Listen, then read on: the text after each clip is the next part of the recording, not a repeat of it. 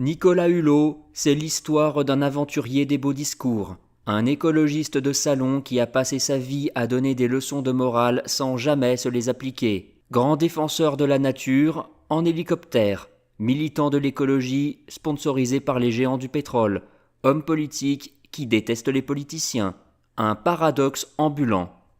D'abord star de télévision avec Ushuaïa, émission dans laquelle il nous vendait son amour de la planète en multipliant les déplacements en avion et en bateau à moteur, il a ensuite construit une marque autour de son image. Son combat, une écologie aussi consensuelle que lucrative.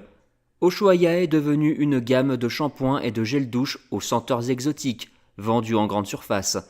L'écologie, oui, mais dans un flacon en plastique. Nicolas Hulot, c'est aussi une tentation politique chronique. Courtisé par tous les politiciens, il a longtemps joué la diva, refusant d'entrer en politique tant qu'on ne lui déroulait pas un tapis vert bien moelleux. Quand il finit par accepter le poste de ministre de l'écologie sous Macron, il réalise rapidement que gouverner, ce n'est pas simplement aligner des grandes phrases sur le climat.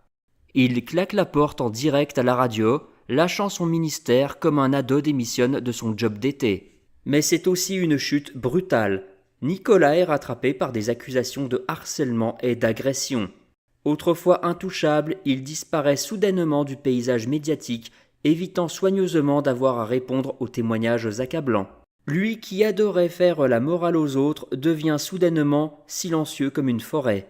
Au final, Nicolas Hulot, c'est une imposture écologique en or massif.